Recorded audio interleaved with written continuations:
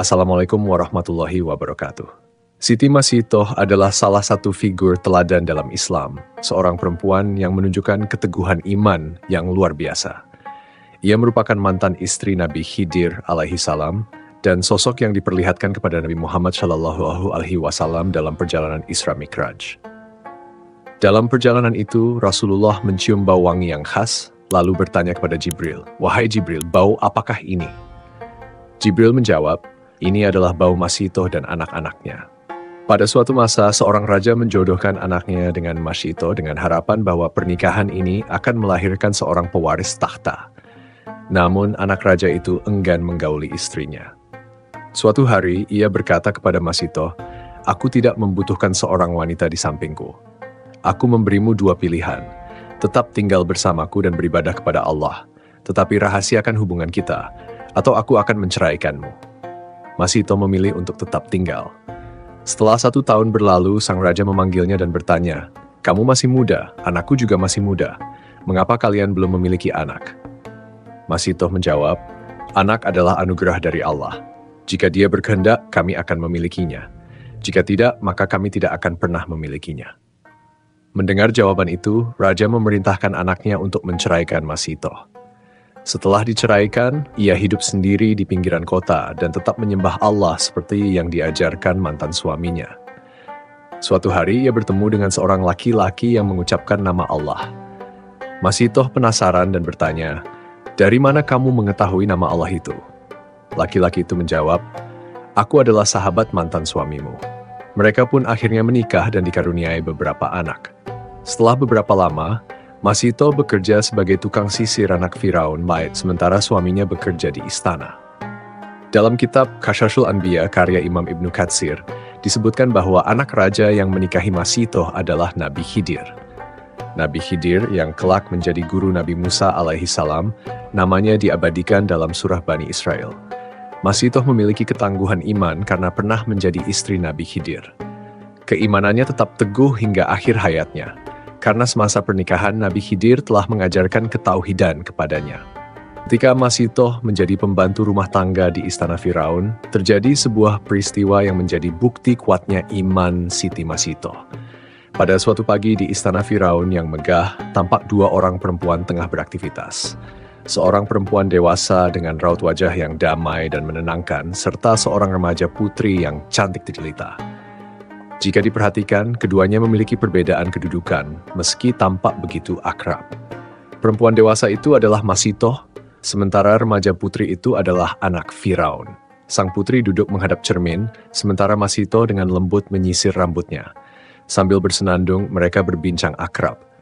"Bibi, apakah aku sudah cantik?" tanya sang putri. Masitoh tersenyum dan menjawab, "Tuanku putri senantiasa cantik." "Bibi tidak bohong kan?" tanya sang putri lagi. Masitoh menatapnya lembut, lalu berkata, "Seumur-umur pernahkah Bibi berbohong kepada tuanku putri?" Sang putri tertawa kecil. "Iya, memang Bibi tidak pernah berbohong." Mereka terus berbincang, pertanyaan demi pertanyaan meluncur dari mulut mungil sang putri yang memiliki kecerdasan luar biasa. Dalam keasikan itu, tiba-tiba si sisir di tangan Masitoh terjatuh. Tanpa sadar, Masitoh berucap, "Subhanallah." Sadar akan kesalahannya, Masitoh segera meminta maaf. "Ampun, tuanku putri, maafkan hamba." Sang putri memandangnya penuh rasa ingin tahu, lalu bertanya, "Tadi apa yang Bibi ucapkan?" Masitoh menunduk, merasa teledor. "Ampun, tuanku putri," katanya gugup. Sang putri menggeleng, bukan itu Bibi, ucapan yang tadi." Wajah Masitoh seketika pucat. Ia sadar telah menyebut nama Allah di hadapan putri Firaun. Sejenak ia terpaku, namun kemudian ia memberanikan diri untuk menjawab dengan terbata-bata. "Subhanallah." "Siapa itu Allah, Bibi? Kenapa Bibi tidak menyebutkan nama ayahanda?" tanya sang putri. Masitoh menarik napas dalam-dalam, lalu dengan hati-hati menjawab, "Allah itu Tuhan hamba, tuanku putri." Sang putri mengernyit. "Bukankah Tuhan seluruh alam ini adalah ayahku, Raja Firaun?" Masitoh tercekat.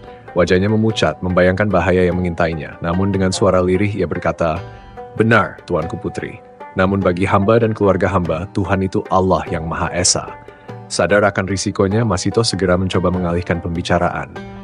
"Sudahlah, tuanku putri. Lupakan saja, itu tidak penting." Sang putri tidak bertanya lagi. Percakapan mereka seolah tak pernah terjadi, dan Masito kembali menyisir rambutnya dengan tenang. Di balairung istana Firaun, sang raja tengah duduk bersama para punggawa dan pendeta kerajaan. Mereka sedang bercakap-cakap membahas berbagai urusan kerajaan. "Pendeta, bagaimana dengan pembangunan piramida di lembah makam raja?" tanya Firaun.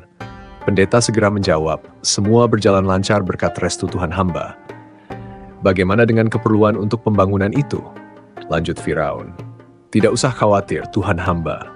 Negeri-negeri jajahan sudah mengirimkan bahan-bahan yang kita perlukan," kata pendeta meyakinkan. Firaun mengangguk puas. "Bagaimana dengan pekerjanya?" Pendeta menjawab, "Budak-budak Bani Israel sejauh ini masih bisa dikendalikan, Tuhan hamba." Saat percakapan berlangsung, tiba-tiba sang putri masuk dengan senyum tersungging di bibir.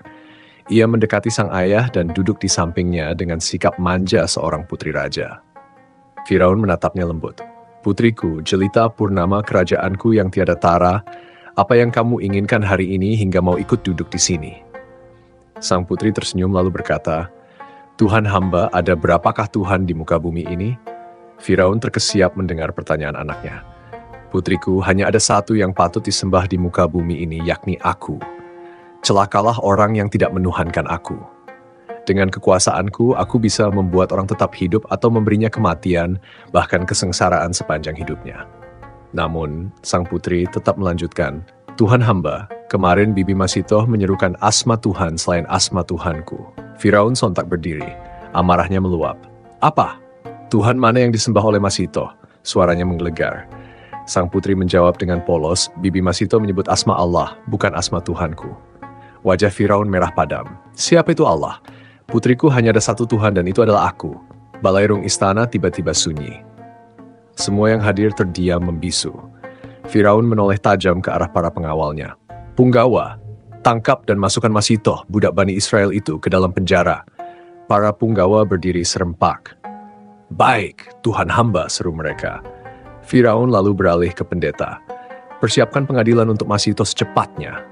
Pendeta membungkuk hormat, "Sebagaimana titah Tuhan hamba."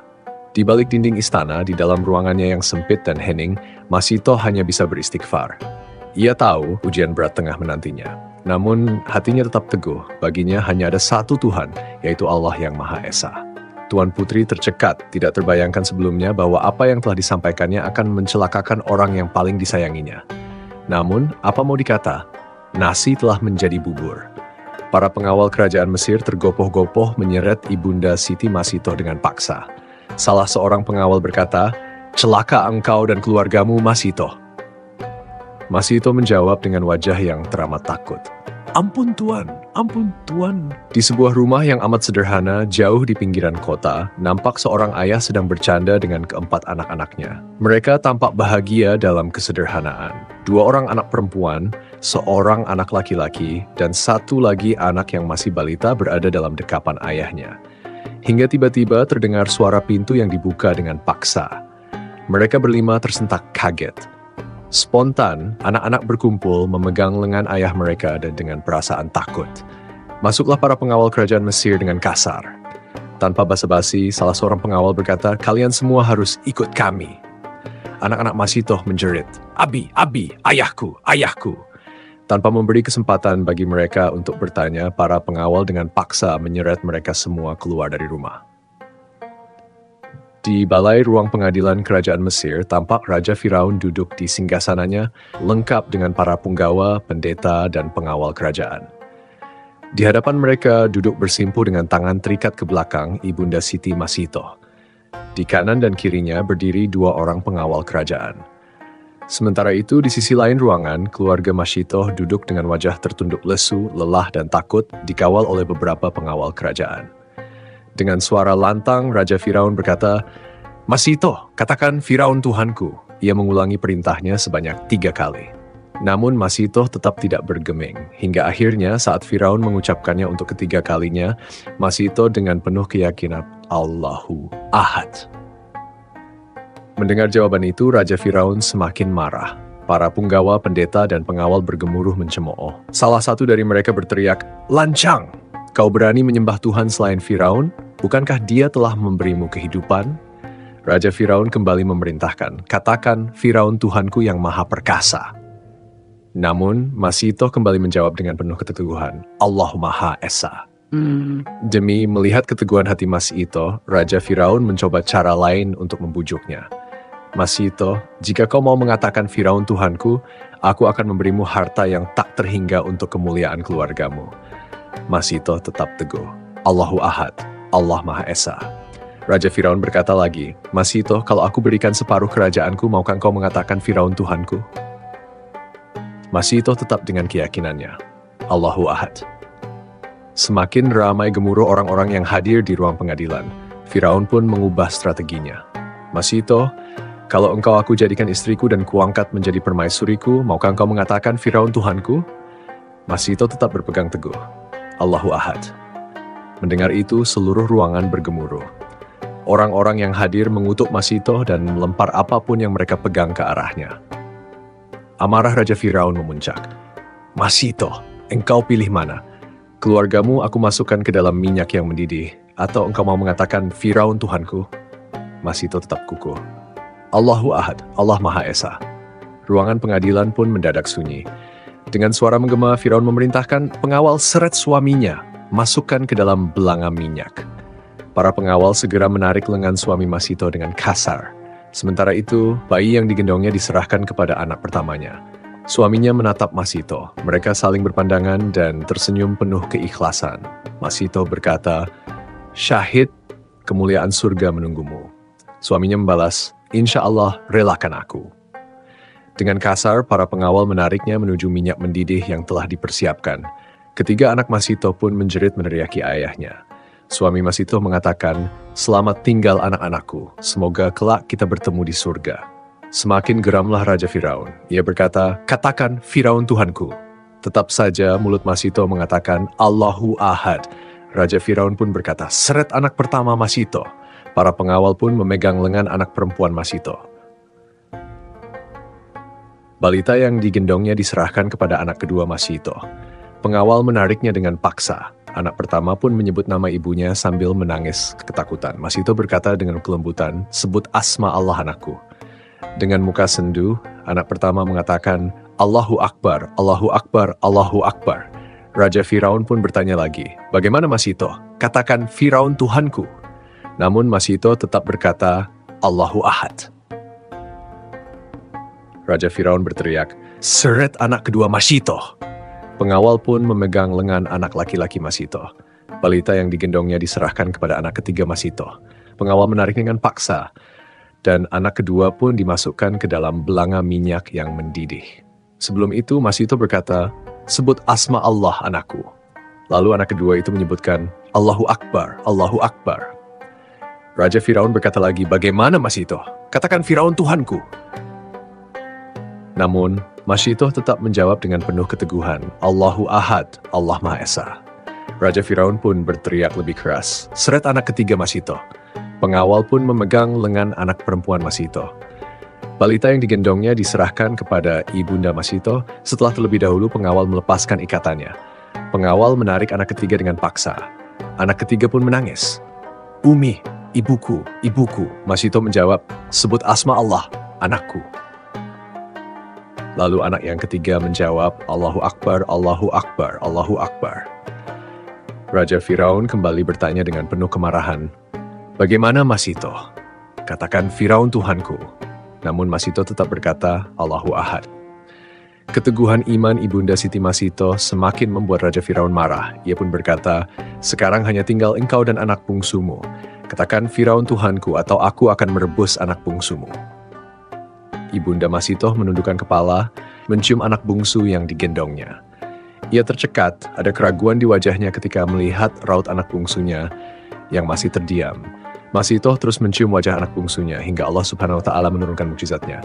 Balita yang belum waktunya mampu berbicara itu pun berkata, Ibu, teguhkan hatimu, kuatkan imanmu. Surga Allah lebih indah dari surganya Firaun yang kufur. Relakan aku ibu, jangan sampai iman ibu goyah. Semua yang hadir di ruang sidang tersebut terkejut. Masito pun berkata dengan suara yang semakin lantang, Allahu Ahad, Allahu Ahad, Allahu Ahad. Ia menangis penuh haru dan berkata, Subhanallah, Engkau Maha Agung ya Allah, ampuni hamba-Mu yang sempat ragu. Raja Firaun pun berteriak dengan penuh kemarahan, seret anak bungsu Masyitoh. Dengan menjerit Masyitoh berkata, Allahu Ahad, Allahu Ahad, Allahu Ahad. Ia mempertahankan anak bungsunya dari renggutan tangan para pengawal hingga akhirnya Masyitoh jatuh terduduk, bersimpuh, tertunduk, dan menangis. Satu persatu orang yang hadir di ruang sidang mulai merasa terenyuh dan menitikan air mata. Kini hanya tinggal Masyitoh seorang diri. Raja Firaun berkata, sekarang hanya tinggal engkau seorang, Masyitoh. Katakan Firaun Tuhanku. Namun Masyitoh tetap berkata dengan penuh keyakinan, Raja, engkau telah merenggut permata-permata hatiku, apalagi yang aku tunggu selain lekas bertemu dengan mereka di surga Allah yang maha sempurna. Raja Firaun pun murka dan berteriak, pengawal, seret budak murtad ini, masukkan dia ke dalam belanga minyak yang mendidih. Para pengawal menyeret lengan Masyitoh, namun ia tidak melawan. Ia mengikuti mereka dengan hati yang ikhlas, menunggu bayaran surga Allah yang maha esa. Setelah Masyitoh dihukum, hadirin yang ada di ruang sidang tertunduk. Mereka mendapatkan pelajaran berharga pada hari itu tentang harga yang harus dibayar karena keteguhan. Namun, terjadi peristiwa yang aneh setelah Masyitoh dan bayinya terjun ke dalam minyak panas. Tiba-tiba muncul bau yang sangat harum. Tulang-tulang Siti Masyitoh dan anak-anaknya kemudian dikuburkan di satu tempat. Hingga suatu hari dalam peristiwa Isra Miraj, Rasulullah melewati tempat tersebut. Tiba-tiba, beliau mencium bau harum yang semerbak. Rasulullah pun bertanya, wahai Jibril, bau apa ini?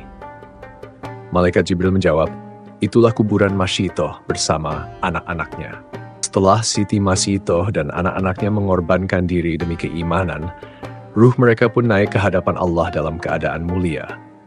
Namun, sebelum ruhnya benar-benar mencapai tempat peristirahatan terakhir di sisinya, Siti Masyitoh mengalami satu peristiwa agung yang hanya Allah tunjukkan kepada hambanya yang terpilih. Dalam perjalanan ruhnya menuju alam barzakh, Allah mempertemukan Siti Masyitoh dengan seorang hambanya yang diberi ilmu laduni, yaitu Nabi Khidir. Diriwayatkan oleh sebagian ulama bahwa Nabi Khidir memiliki pengetahuan mendalam tentang rahasia kehidupan dan kematian serta takdir yang telah ditetapkan Allah. Ia adalah hamba Allah yang dijadikan sebagai ujian bagi Nabi Musa dan diberikan pemahaman tentang perkara-perkara yang tidak kasat mata bagi kebanyakan manusia. Ketika ruh Siti Masyitoh sampai di tempat persinggahan ruh-ruh syuhada, ia mendapati seorang lelaki berpakaian hijau dengan wajah penuh cahaya. Ia pun bertanya dengan penuh ketundukan, siapakah engkau, wahai hamba Allah? Lelaki itu menjawab dengan suara yang lembut, aku adalah Khidir, hamba Allah yang diperintahkan untuk menemuimu sebelum engkau masuk ke dalam barzakh. Sesungguhnya Allah ingin menguatkan hatimu dan memberikan berita gembira tentang kemuliaan yang telah Ia persiapkan untukmu dan anak-anakmu. Siti Masyitoh terdiam. Air matanya mengalir, ia menundukkan kepala penuh haru dan bersyukur atas kasih sayang Allah yang begitu besar. Nabi Khidir kemudian melanjutkan, ketahuilah, wahai wanita yang dimuliakan Allah, bahwa cobaan yang engkau hadapi adalah bagian dari rencananya.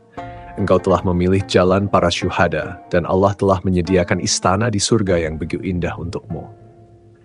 Lalu Nabi Khidir berkata, sesungguhnya Rasulullah Shallallahu Alaihi Wasallam telah bersabda, ketika aku diisrakan, aku mencium bau yang sangat harum.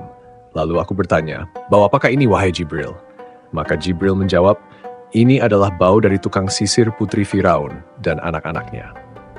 Siti Masyitoh menangis, bukan karena sedih, tetapi karena kebahagiaan yang luar biasa. Ia bertanya kepada Nabi Khidir, apakah ini tanda bahwa Allah benar-benar telah mengampuni semua dosaku? Nabi Khidir tersenyum dan berkata, Allah tidak hanya mengampunimu, wahai Siti Masyitoh.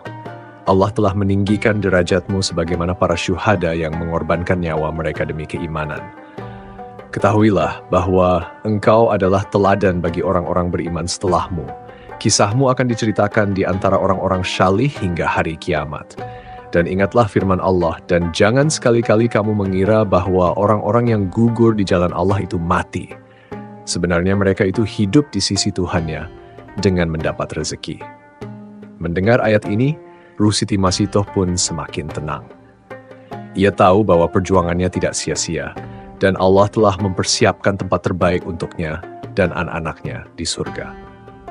Sebelum berpisah, Nabi Khidir berpesan, "Wahai Siti Masito, sampaikan salamku kepada Nabi Muhammad SAW, karena ia adalah Nabi terakhir yang akan membimbing umat manusia menuju jalan yang benar. Dan ketahuilah bahwa setiap wanita yang mengikuti jejakmu, bersabar dalam kesulitan, dan tetap teguh dalam keimanannya akan mendapatkan pahala yang besar di sisi Allah." Setelah itu, Ruh Siti Masito pun memasuki alam barzak dengan penuh kedamaian, menanti hari kebangkitan di mana ia akan dipertemukan kembali dengan anak-anaknya dan menikmati surga yang dijanjikan Allah. Banyak ulama yang menjelaskan keutamaan kisah Siti Masito sebagai contoh keteguhan iman seorang muslimah. Ibnu Katsir dalam tafsirnya menafsirkan ayat, "Dan jangan sekali-kali kamu mengira bahwa orang-orang yang gugur di jalan Allah itu mati. Sebenarnya, mereka itu hidup di sisi Tuhannya dengan mendapat rezeki." dalam Quran. Surat Ali Imran ayat 169 sebagai bukti bahwa para syuhada seperti Siti Masito mendapatkan kehidupan yang lebih baik di sisi Allah. Imam Al-Qurtubi dalam tafsirnya juga menyebutkan bahwa orang-orang yang mencium bau harum dari makam Siti Masito adalah bukti dari kemuliaannya di sisi Allah, sebagaimana disebutkan dalam berbagai hadis yang meriwayatkan peristiwa Isra Miraj. Selain itu, Imam Nawawi dalam Riyadus Shalihin menulis bahwa kisah Siti Masito adalah contoh bahwa iman yang teguh lebih berharga daripada kehidupan dunia. Bahkan seorang ibu yang kehilangan anak-anaknya sekalipun, selama ia berada di jalan Allah, akan mendapatkan balasan yang jauh lebih indah di akhirat. Syekh Ibn Utsaimin juga menjelaskan dalam salah satu fatwanya bahwa kisah Siti Masito mengajarkan tentang keberanian seorang mukminah dalam menghadapi penguasa zalim. Ini sesuai dengan sabda Nabi Muhammad, "Jihad yang paling utama adalah mengatakan kebenaran di hadapan penguasa yang zalim." Kisah Siti Masito bukan hanya sekadar cerita kepahlawanan, tetapi juga pelajaran bagi setiap muslim bahwa keimanan harus dijaga dengan keteguhan hati, meskipun nyawa menjadi taruhannya.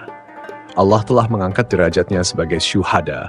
Bahkan Rasulullah Shallallahu Alaihi Wasallam sendiri mencium bau harum dari kuburannya sebagai tanda kemuliaannya. Semoga kisah ini menjadi inspirasi bagi setiap muslimah untuk tetap teguh dalam keyakinannya, sebagaimana Siti Masito yang memilih Allah di atas segalanya. Allahu a'lam bishawab. Demikianlah kisah penuh keteguhan iman dari Siti Masito. Semoga bisa menjadi pelajaran bagi kita semua untuk tetap berpegang teguh pada keimanan, meskipun menghadapi ujian yang berat. Jangan lupa dukung terus channel Lauhul Mahfudz dengan like, share, dan subscribe, agar kita bisa terus menghadirkan kisah-kisah penuh hikmah. Sampai jumpa di video selanjutnya. Wassalamualaikum warahmatullahi wabarakatuh.